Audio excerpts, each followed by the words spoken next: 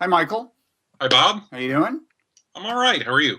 I'm doing excellently. Let me introduce us. I'm Robert Wright. This is The Wright Show on meaningoplife.tv. You are Michael Brendan Dougherty, and you're probably familiar to viewers of and listeners of Blogging Heads TV, Yes.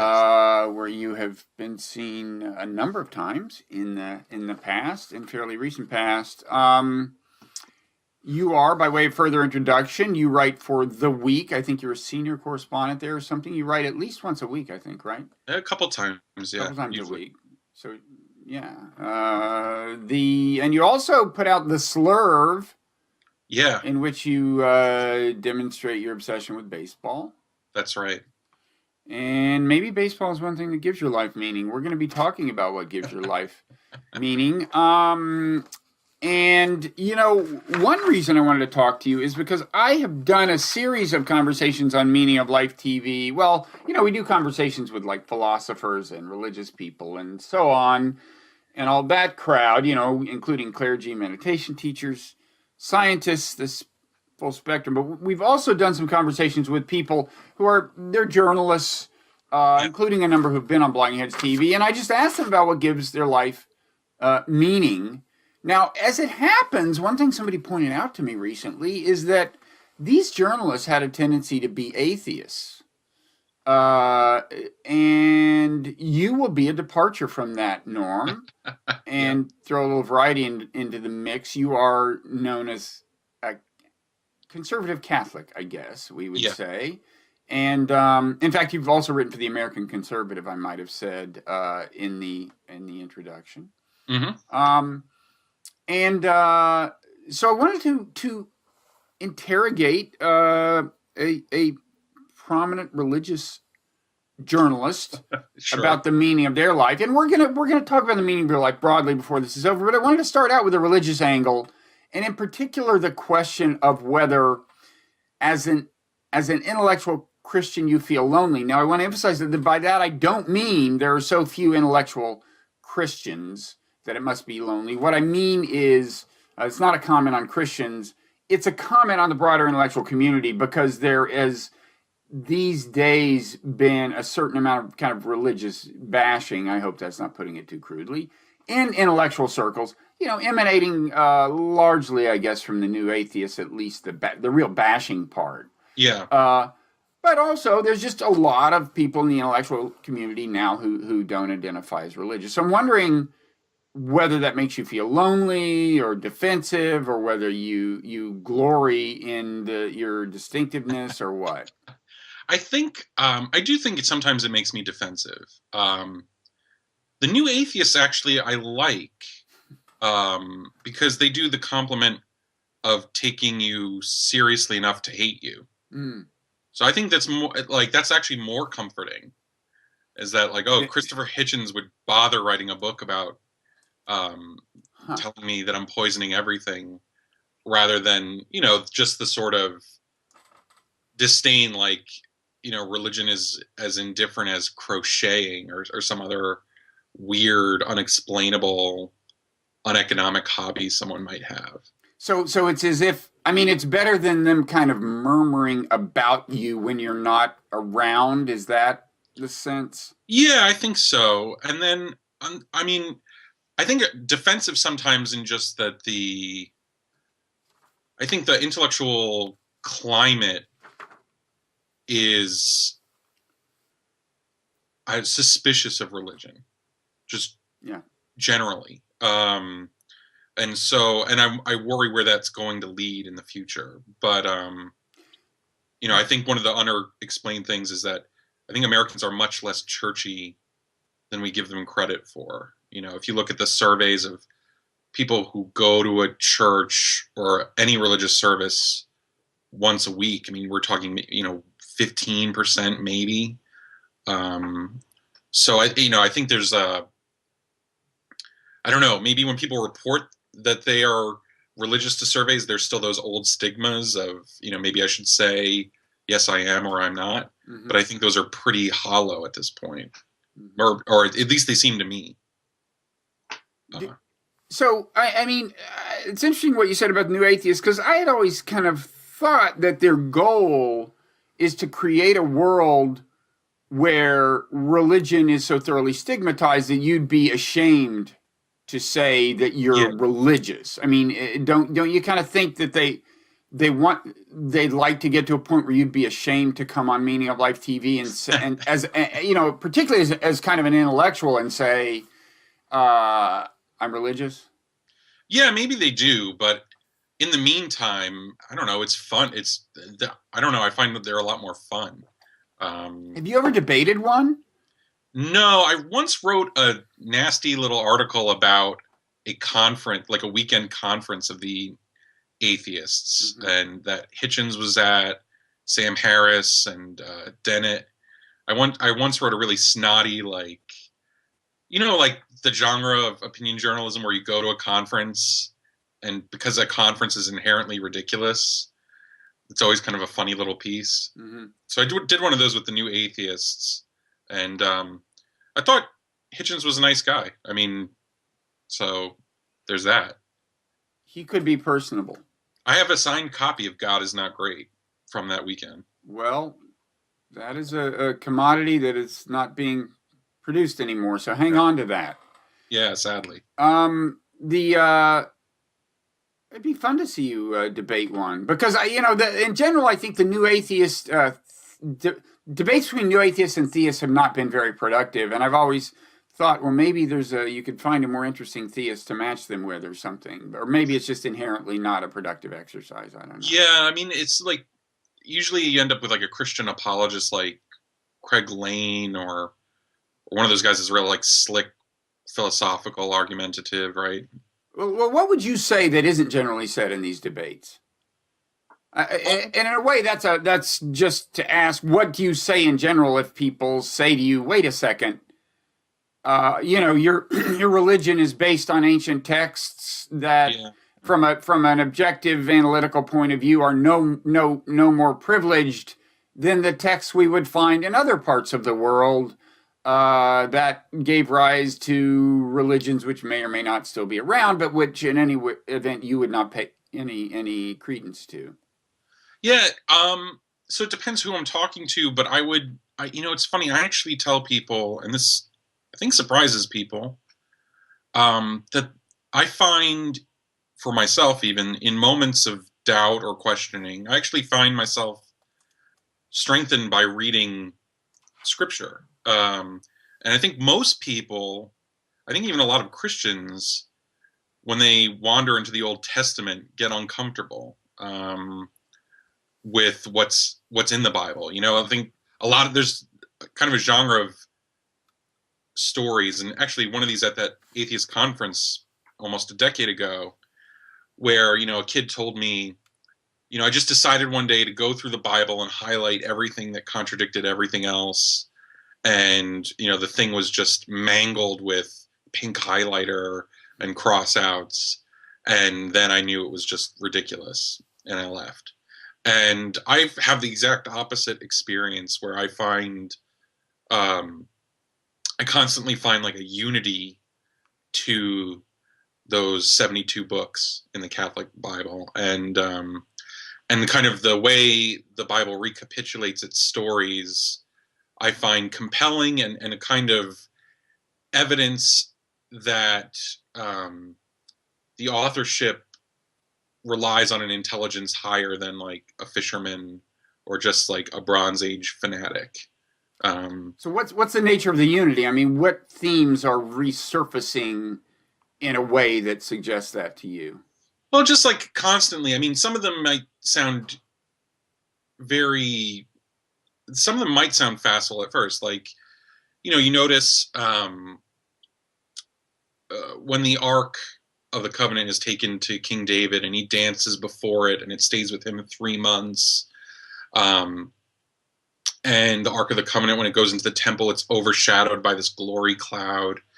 You find in the New Testament, in Luke's gospel, the Mary goes to visit Elizabeth for 3 months, and then John the Baptist in Elizabeth's womb dances before. And you see that's a very simple and straightforward one, but you constantly see the way these themes and images are reused and repurposed the way the language is reused and repurposed throughout the text, the way the stories are periscoped and in chiasms, that A, B, C, D, C, B, A structure.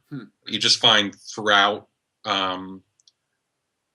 those books. I find that really compelling, and I feel like I'm constantly seeing that, and just it feels like one story. The story opens in Genesis with God trying to build a kind of home for humanity, and you see in the Garden of Eden a kind of structure that mirrors the structure of the Jewish temple, and then later in the book of Revelation, the heavenly city is structured in a similar way, and there's a kind of unity with how the Jewish home was traditionally structured in these things. And you can see, this image of the New Jerusalem, of Eden, of the temple are increasingly one image or reflections of each other, and that tells us a bit about the nature of the universe. I mean, presumably the secular explanation for at least some of this would be, well, first of all, the books were written by people who were trying to construct a coherent narrative, but then the different books that had been written by, well, two things. I mean, individual books were written by people with a sense of story and an ideology, and then some later books were written with earlier books in mind. I think it wasn't always the case that the earlier books were plausibly available to the later authors, but certainly, New Testament authors can be expected to be generally conversant in what Christians call the Old Testament or the Hebrew Bible. And then there's the fact that the assembly of the books, the decision about what remained in the canon, was done by people who wanted to, and so on. So that's presumably the pushback you would get, right? Yeah, but of course it would have to be that way, right? I mean, in some ways, like an argument like that, I've had that a lot of times too, where someone says, well, I find that it's a similar argument to, well, you were born into this religion, so how could you assess it, objectively? And I think, well, I can't, but how else would it be? So somebody has to be born into it too. This is who I am. This is my perspective. Some people are born outside of it too. I mean, and that's also factored in, that I should, maybe talk to them about it. Which happens.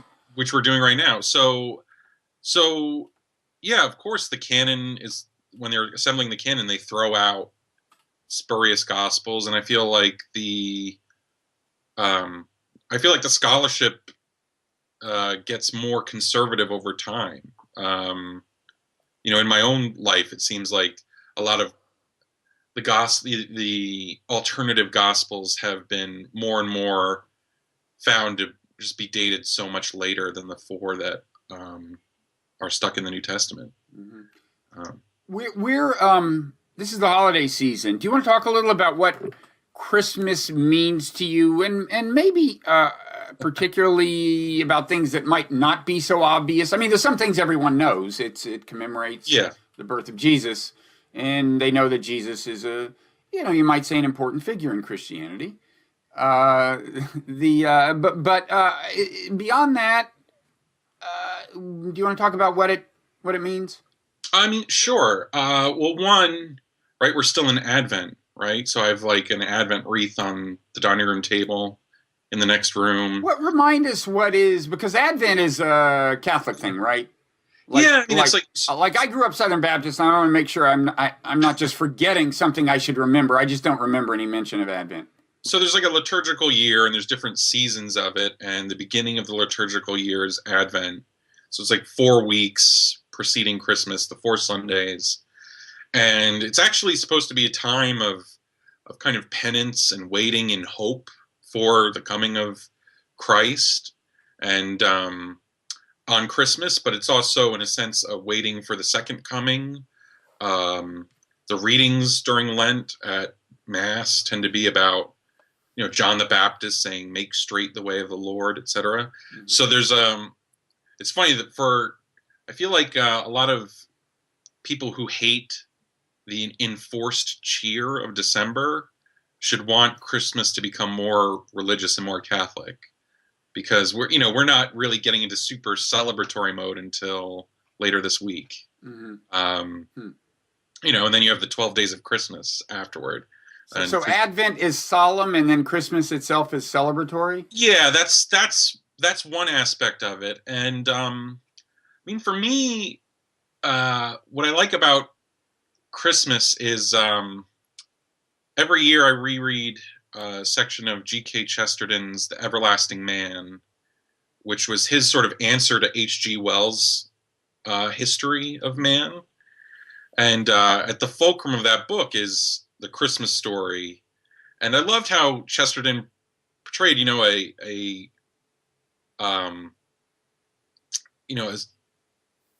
stable in that area of the world in Palestine would have been more like a cave. And I love the image of Jesus as like the caveman who actually drew the animals that really do exist. The creator as caveman. There's something sort of perfect about that image. So I reread that passage every year, and I like Christmas, the way Americans like Christmas. I like the chintz. I like this Harry Connick Jr. jazzy CDs, and the presents and family and food. All of that is tied in. I once told somebody, it was a Jewish friend, that I associated Christmas with the ideal of universal brotherhood. And he was kind of surprised. And then I realized I couldn't articulate why. And maybe that was just totally a construction of my own. Or maybe I'd drawn it from very selectively from a couple of Christmas carols. Is that a connotation? No, that's there. I mean, it's there it's I think it was more fully drawn out by kind of Victorian English authors and things like that who maybe were secularizing the spirit a little bit, but it's drawing from the idea of the Magi coming, these men from the East who worship other gods, who come and pay homage to the child, the King of the Jews. That there is a kind of image of universal humanity there. And it's a sort of foreshadowing of the idea of a universal church, right? That goes beyond the Jews, that reaches out to the Gentiles. So that is something inherent in the Christmas story too, that God's message is going out beyond the chosen people now. Right. So there's a verse from Paul, not particularly a Christmas verse, but it's in the Bible. What is it? Neither Jew nor Gentile. Neither. Yeah. Well, what is it? It's neither. There's Greek. It's neither. Neither Jew nor Greek. Slave, Jew or Gentile. I can't remember the order of the. Something about Greek and there's. I think there's a male or female thing too, right? It's neither slave nor free. Blah blah blah. But anyway, the idea is there. And I'm wondering, the phrase "peace on earth, goodwill toward men." Am I just remembering that from a Christmas carol, or is that also in the Bible? That's a Christmas carol, but it's drawing on those same sources. Yeah. So I'm looking forward to Christmas. I mean, we're we have growing up, that loneliness you talked about. I'll actually return to that. I mean, my family wasn't especially religious, or at least my mother wasn't, and I have no brothers and sisters. So, for years before I got married, I mean, I would just go to church alone on Christmas, and then kind of notably on, to midnight mass, I would disappear from my girlfriend's house or something like that. They'd be having a nice Christmas Eve dinner, and I would just say, "Oh, bye." It's like I'm the weird 22-year-old religious kid disappearing for 3 hours, and and so that's actually where I think the more the loneliness comes in than intellectually, is sort of, when I was a younger man, it was like, and I also felt very like families at church didn't want their daughter sitting in the pew with me because I'm just like a lone guy. Yeah, I would be a little careful, just thinking about my own daughters and looking at you now. Yeah, I'd stay away from the guy in the third pew. Yeah. He showed up alone. He's unshaven. Yeah, showed up alone. Is kind of ducking behind something. Looks like he's been out. Um, Looks like he's had a few. yeah, no, that, and believe me, at some points in my early 20s, that was the case. I just go out on a Saturday night, drink, and then just stay up all night and go to church. And Oh, it sounds fun. yeah, no, I think it's in the spirit of things. But so yeah. Um, Now, when I was a Southern Baptist as a child, I remember the occasional disparagement of Catholicism yeah, by saying, "Oh, for them it's just about the ritual. For us it's about belief. For them it's just about the ritual." yeah. And of course, it's not necessarily a trade-off between the two. You could have faith and enjoy the ritual. How important is the ritual, though? There is more of that in Catholicism than in most parts of Protestantism. Yeah. Yeah. For me, I mean, I spent a few years as a teenage Protestant, I guess. I had like a little wandering phase, Hmm. um, even as an atheist for a couple of years. But I mean, I think that's natural for a 12-year-old to be an atheist. But ritual is sort of my religion, in a way.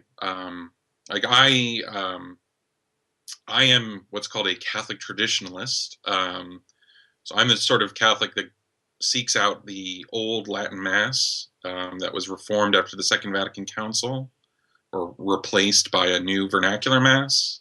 So I'm in for the smells and bells and um, the music. I mean, the And Mass. the words you don't understand. I mean, there is something powerful about it being in Latin. Well, Latin, it's for a couple of reasons. One, just like continuity. You know, when you have like all this repertoire of sacred music that's in Latin, it's kind of nice to keep it that way. But it's and it's also a dead language preserves the sort of meaning of the prayers that are spoken. English is a living language, so the connotation of our words would change, even liturgical words. Um, and I understand the words. I mean, you can get a book and look and see what's being Okay. said. Um, and after a while, you just kind of the parts of the mass that stay the same. Hmm. Um, so yeah, I think for a lot of people, and maybe for a lot of people who don't know, I think popularly in the culture, religion is first associated with morality, and then after that with like theology, like what you have to believe. So what do I do? What do I believe? And then maybe ritual comes third. Um, in your mind, like when you encounter religion on cable news, it's like people talking about contraception or abortion or whatever. And then maybe beyond that, they're talking about, okay, do you believe in the resurrection or whatever? But I find it much more helpful to come at it the exact opposite way. Um, you know, or I find it's more disarming, at least. Like this past summer, I know my priest participated in a Eucharistic procession in Manhattan, right, with a couple of cardinals, and they the police shut down several blocks, and all of a sudden there's men processing, and they're following this thing with the Eucharist, Hmm. um, chanting, throwing smoke at it with the censers, and everyone just stops in the street and just looks, and they just observe, and here's a religious event, but it's not accusing you of anything. It's not, there's no one in there pointing out and shaming you. It's just happening, and people were really transfixed. And I think that's an element that it seems like Western religion has lost or given up. Um, just sort of that wonder. And it's also a comfort in a sense because it allows me to participate in a religion without becoming a monk or something like that, where I can touch on this mystery without becoming this master meditator, or something like that, or like a prosumer yogi, or Right. um, But it has some of that, and maybe maybe the Eastern Church has even more. But I think Rod Dreher, also a conservative Catholic, didn't he convert to? Yeah, what did he convert to? From Roman Catholicism to what? To I don't remember which Orthodox, but something more Eastern and probably a little more mystically ritual, right? Yeah, and I think those resources are in the Catholic Church, and I've been going to the old Latin Mass and since 2002, and the way it was done in the West was very stripped down already, even before they stripped it down even more at the Second Vatican Council. Where we do it at my parish, like this Christmas, I mean, it's a Mozart Mass with orchestra and polyphony. It's 22 altar boys, and everything you can kind of throw at it. And for me, that action of worship is what generates the theology, and then that's also what generates it helps to make sense of the moral teachings of the church as part of being in communion with the rest of the church.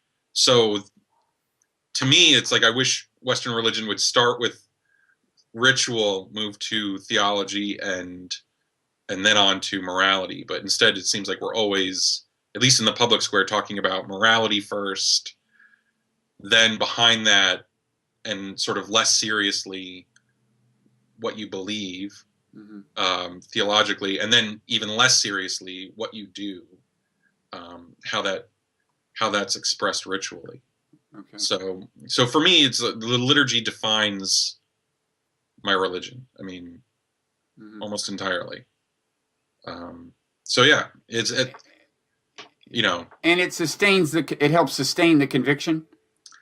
Yeah, and it's there for you even when the conviction is lacking, right? Like in a way, it's comforting even when conviction is thin.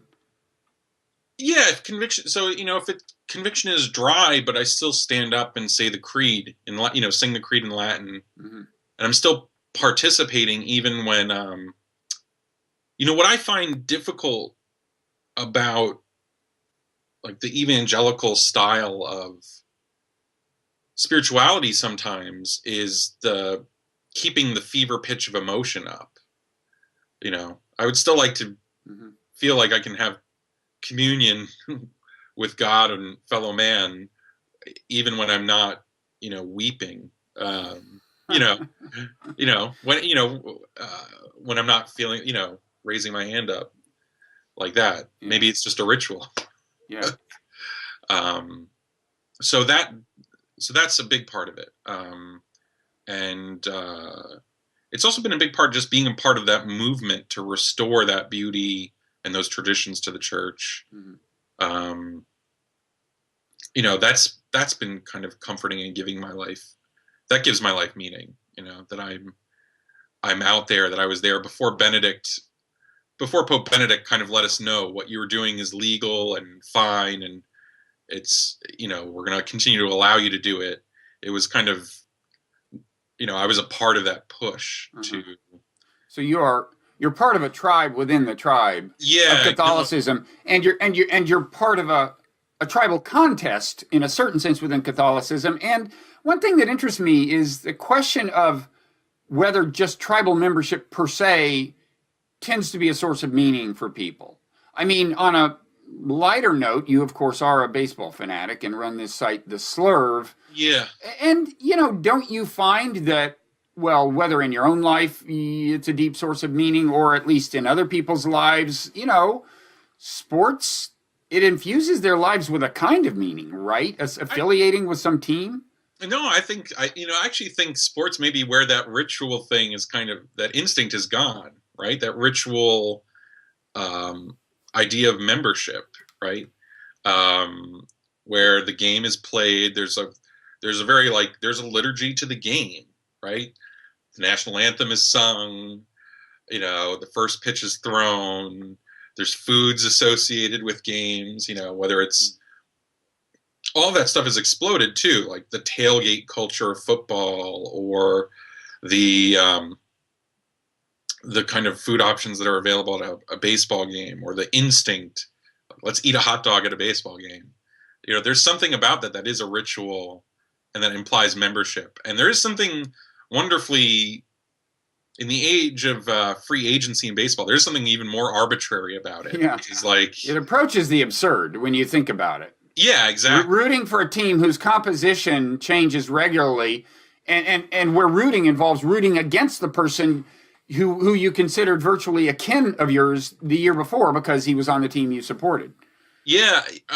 So this might be a good transition to something else we might want to talk about, but there's a slightly more rationalized version of that in Ireland. The sports that are played, the Gaelic games, hurling and Gaelic football, it's local, right? The club is local. So you're rooting for your county, right?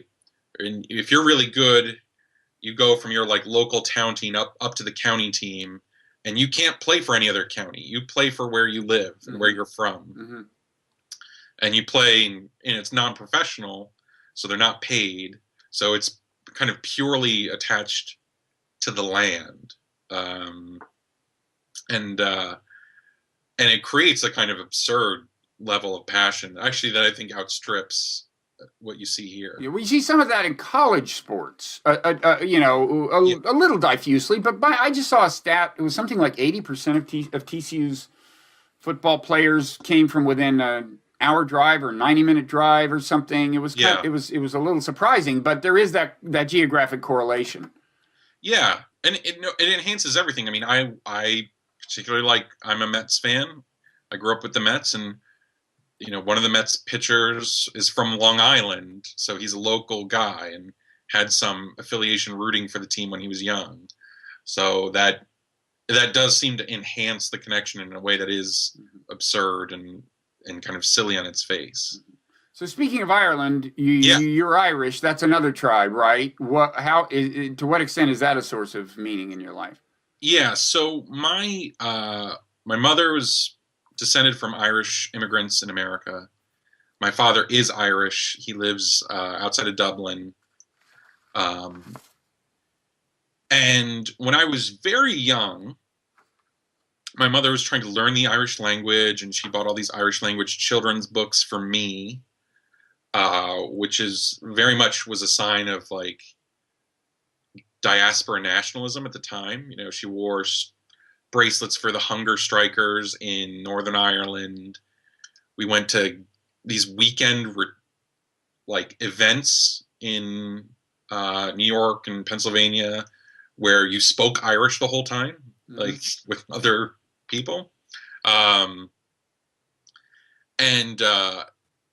when my wife was pregnant with my daughter last year, our first daughter, all of a sudden I had this crazy impulse to buy all those same books that my mother had bought for me and try to start studying this language again. And I'd kind of thrown myself into that history again. And part of it was, I'm sure if someone put me on the couch would say, part of this is an ongoing attempt to reconcile with my own father, who wasn't around when I was young. And that is part of it.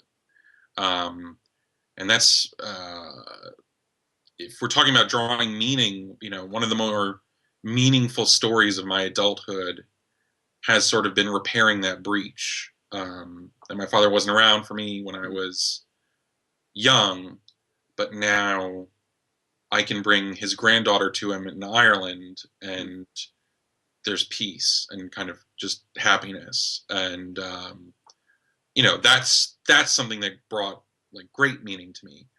At the same time, I find myself drawn into arguing with him about Irish politics or Irish history, and find myself suddenly, forcing my way in, where maybe I'm not welcome onto that Irish scene. Particularly, next year is the centennial of the Easter Rising against the British. which sort of that might have escaped my attention had I not had this conversation, I must say. Yeah, so it's the kind of revolution that happened during the World War I, but when a number of Irishmen started shooting the British, and the kind of leaders from that eventually effected the separation gradually between Ireland and Great Britain, or the British Empire. So, I've been reading deeply about this island and this tribe, and it is kind of a way of connecting with my late mother and my father that kind of shocked me, in how in the way it stirred something within me. And I don't know, there's something, it's hard to explain it in words, but there's something meaningful about speaking a language that my ancestors spoke, even if it's slightly modernized. It is a continuity with them, that something that you're doing with your body physically. And I don't know, that brings a kind of joy and meaning. Yeah, I'm just reflecting on my own situation, realizing I don't have a very clear-cut tribe. My heritage is a little more diffuse ethnically. I mean, there's some Irish, there's some Scotch, there's some English, there's supposedly some Native American. I mean, in a way, the most coherent thing is just West Texas farm culture, which both of my parents were from. Right. And I absorbed some of that as a kid.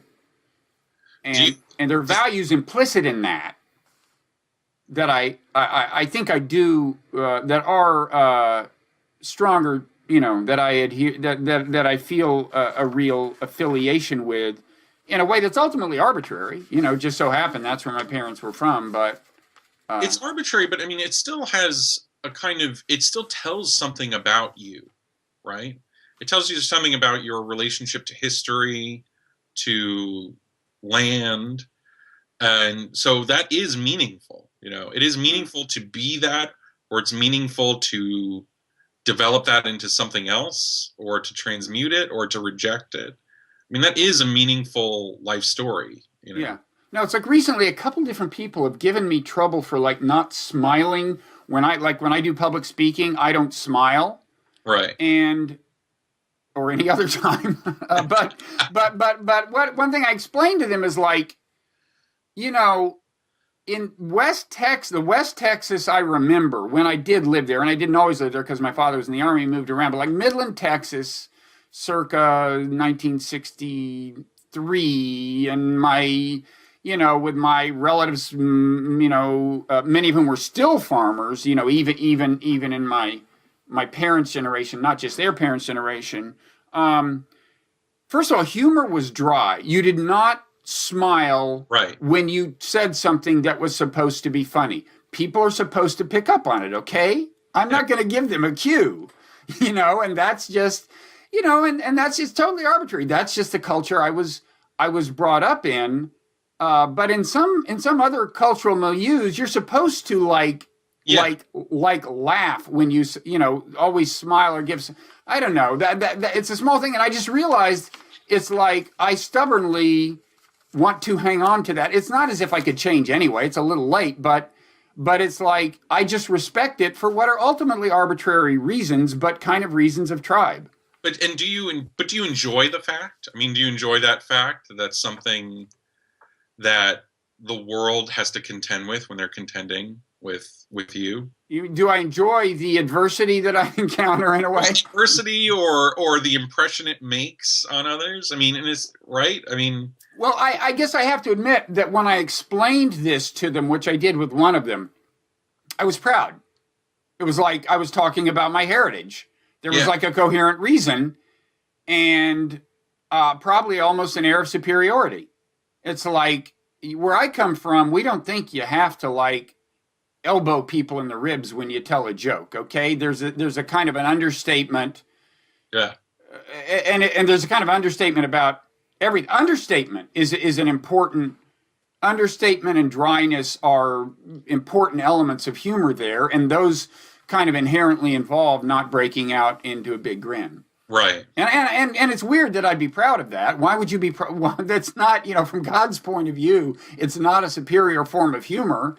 And yet you kind of almost convince yourself that at some level you feel superior about it just because it's your heritage. And that's weird.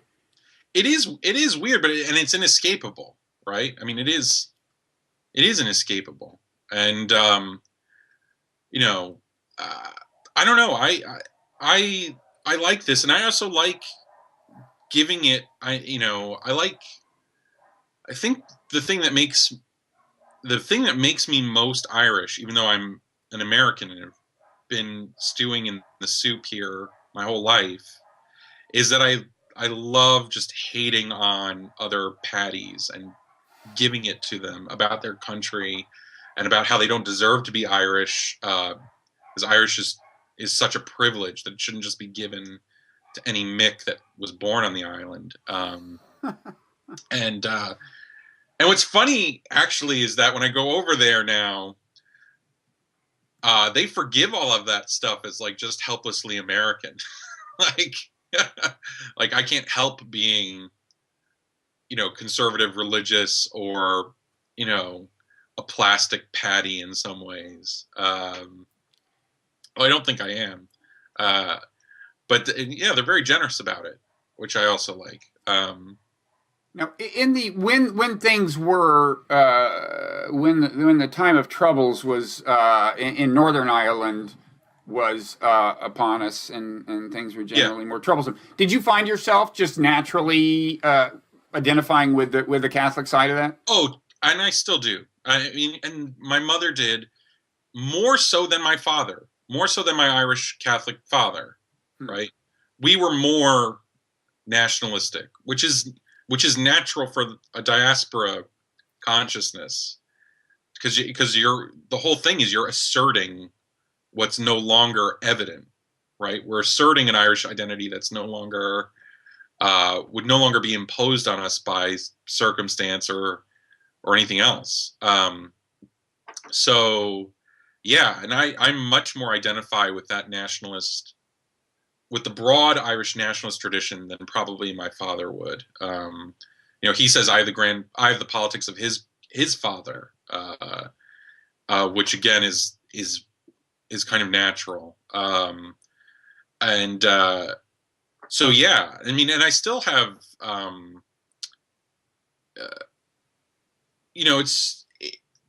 that's a very complex question for Irish people, because the Troubles went on for so long and were so bloody and so futile. There was no sense that the IRA in the 1980s was really going to expel Great Britain from those 6 counties the way they were doing it. That action began to cast doubt and poison over centuries of Irish nationalism that preceded it, and sort of it caused people in the Republic of Ireland to begin to doubt the legacy of the 1916 Rising and that the kind of Irish nationalism that birthed their independence, because now those same ideas were being used to justify a seemingly unending, brutal campaign of terror that afflicted, not just British soldiers, but like mothers and children and other people that were caught in the crossfire. So that's a complicated question for them. For Americans, it was just much easy, right? Like it was much easier because we weren't living with, the bloodshed is sort of abstract. So it's easier just to chant up the Ra with a clear conscience, and I can see why that looks grotesque to people. So you're not young enough to have to think. I mean, you're not old enough to have to think much about your impending demise. But I have asked a number of people in these conversations to ponder the fact that they will die, and it's often thought that Christians and members of some other religions, for that matter, are less troubled by death because they believe in an afterlife. And when I ask people who don't believe in an afterlife, what sort of how they console themselves as they think about death, they typically talk about legacy. And that can assume various forms. It can be their work. You mentioned that you have a child. But what, as someone who might be expected to not worry so much about death by virtue of adhering to a religion which believes in an afterlife, what is how do you think about death? Does legacy still loom large? Okay, I'll say two things. For myself, I fear dying outside of a state of grace.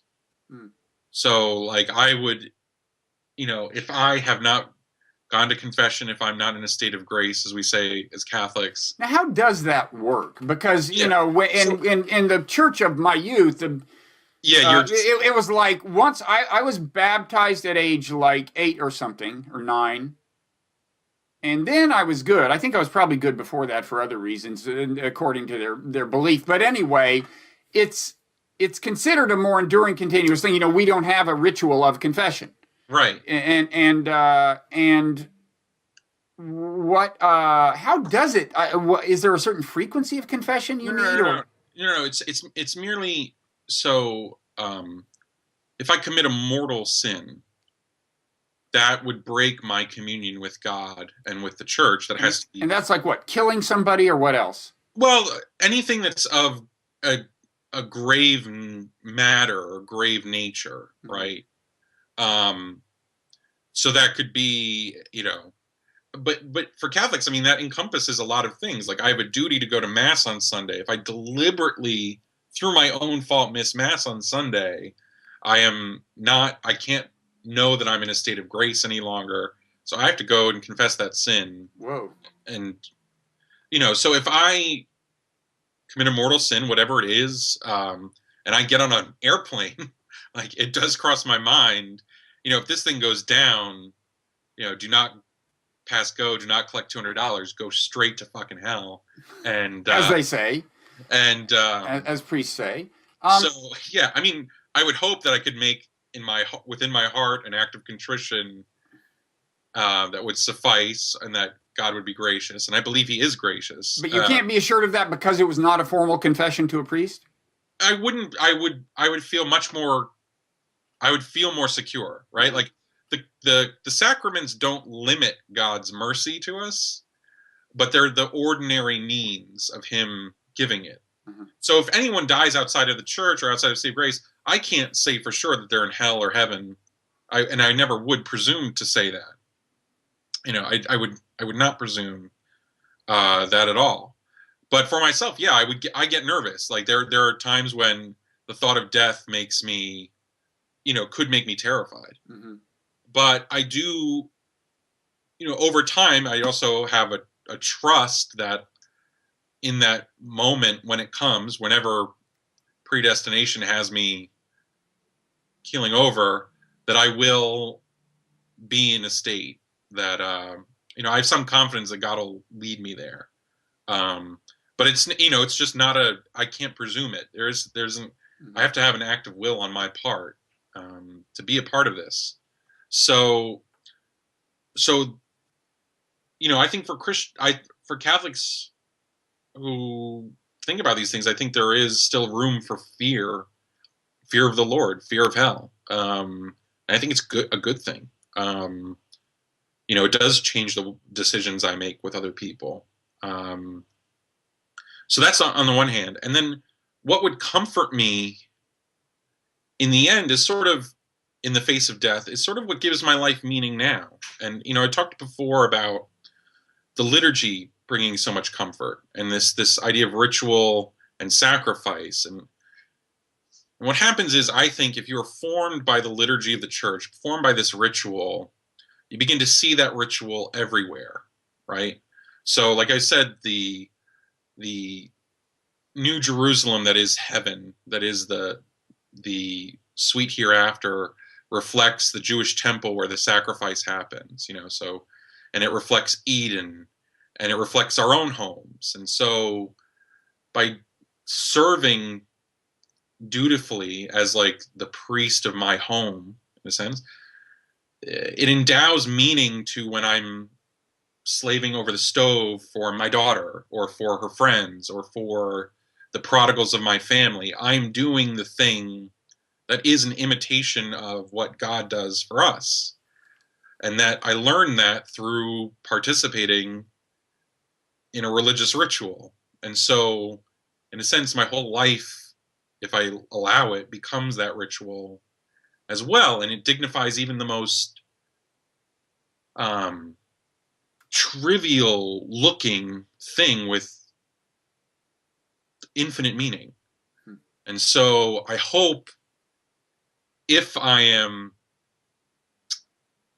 if my brain isn't completely addled, that it will comfort me that God allowed me to make pancakes for my daughter, that by doing so, that was in a small way, whatever labor or sacrifice that entailed, and most of the times it's just a joy, it reflected his sacrifice on Calvary. That may sound really extremely pious and abstract. And failing that, I just hope to die like my paternal grandfather lost his mind before he died, right? He was in a home, and he didn't like being naked in front of the nurses. They'd have to bathe him and things like that. And he would fight, because he had this instinct for his modesty. And the only way they could calm him down was by beginning to pray the rosary, or like pray the Our Father, the Hail Mary. And he would just stop, gather himself, and pray and calm down and let them get through their work. And I love that. I love that his whole mind had basically withered away, but those rituals were still there and still, I don't know. I think it's an amazing testament. It's like the flame burning after all the filament is gone. Mm-hmm. So that would be how I'd want to go. Completely senile and rigidly ritualistic. It seems so awesome. That would be great. That would be comforting. I would take that tomorrow. I think I can predict it won't happen tomorrow. No, probably won't. I probably have to get through enduring my family. I think your work here is not done. Well, I hope so. And who knows? So does that account? Does that sound like an account of meaning in life? Yeah. I'm envious. So you said that you think fear of hell is a good thing, and it affects the way you relate to people. And can you give some any examples of that in your everyday life outside of the house? What kinds of things do you think you do that you wouldn't do? Well, it sometimes, even when I fail to do something that I think, in light of the existence of hell, I should do, at least I feel bad about it. Is that a good thing though, or is that just kind of? I may change it later. Okay. So like, for instance, like I have a very Irish grudge with a family member, right? And in light of hell's existence, and I do think about it in this way, I think I don't want to go before the judgment of God with the way it is now. So I better do something. So it's like, it may give me the strength to write that letter, because I know it's going to be accounted for me. I know that there's a judge outside of me. I can't just say to myself, well, because I'm the judge of my own life, I'm going to write that person off, write that relationship off, and be done with it. Mm-hmm. Like, someone is actually going to hold me to account and say, were you a good cousin? Were you a good father? Or, so in that sense, yeah, like I might. Why don't you just do that today? Write the letter. You know, you can just put it in a Christmas card. It's a perfect time of year to do this. I know.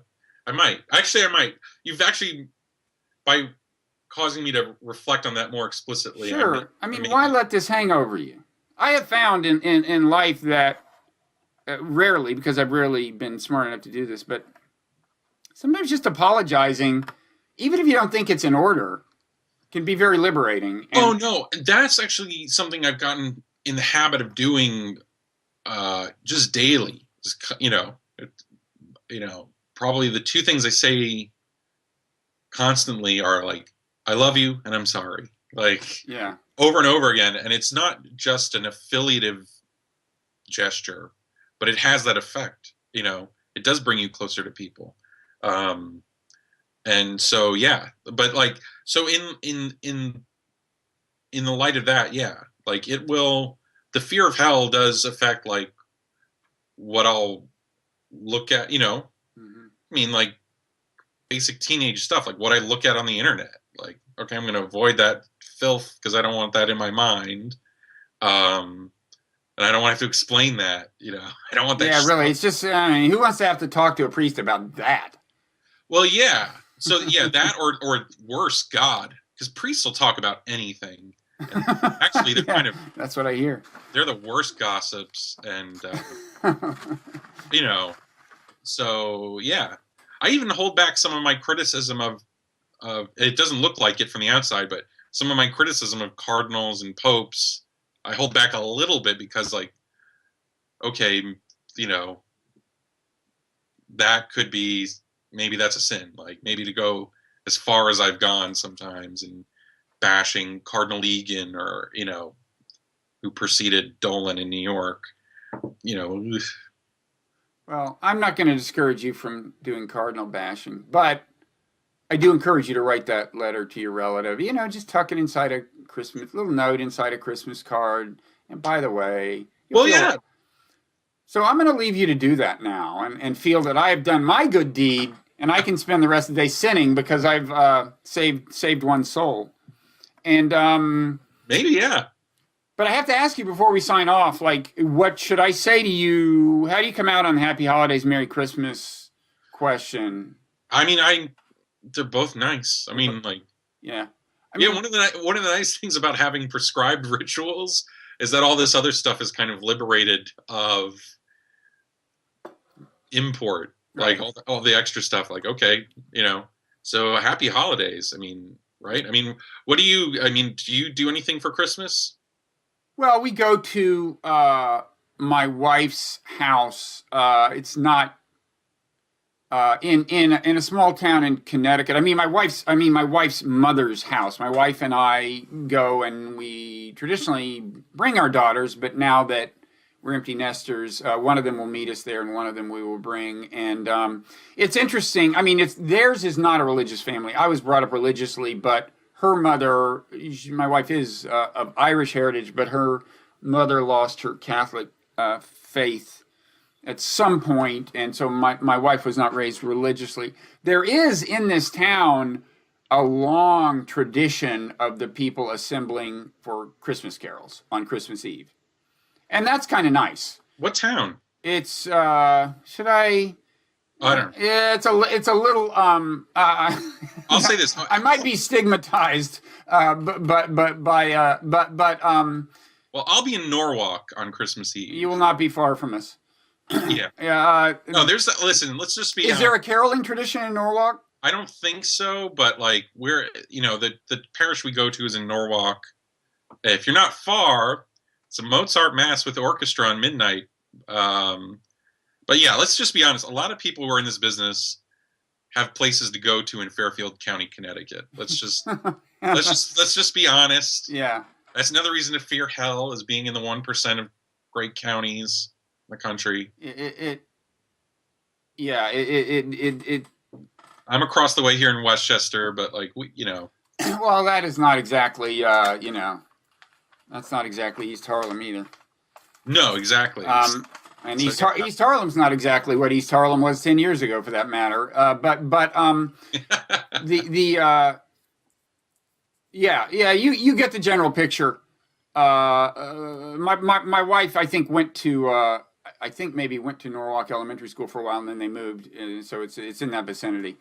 Do you feel any guilt about, like, do you feel anything about celebrating stuff if you're not believing in it as much? Or, like, I'm not saying you should. I don't think you should. No, I don't. I mean, first of all, Christmas is my cultural heritage, whatever has happened to my beliefs since I was raised Southern Baptist. And the other thing is that my beliefs are not as far from theistic as some people's beliefs, although that sounds so obscure that you'd need another hour to explain it. But I don't.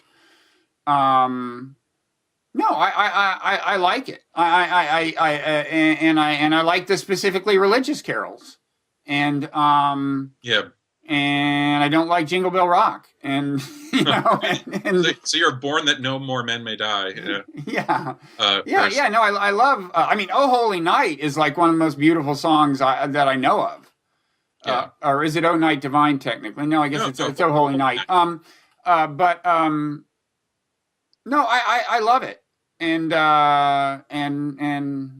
yeah, it's all good. And you know, part of it is what I alluded to earlier. I think of it as of the connotation as one of universal brotherhood. And in fact, in some years immediately after 9/11, after these Christmas carols, when we were walking back to the car, there would be these people, I don't know who they were, assembled on some front porch, and they would start singing "God Bless America." And it drove me nuts because I really thought any show of nationalism violated the spirit of Christmas, in my view. And leave aside the ideology that, of course, they were to the right of me, but no, I could see that. That would muck things up for me too. Yeah, I wouldn't like that. Good. Yeah, but I like some of the stupid Santa stuff. Yeah, you know, that's not, well, I like Nat King Cole singing the Christmas song. Yeah. You know, written by Mel Torme, as Mel Torme always pointed out whenever he was on a talk show.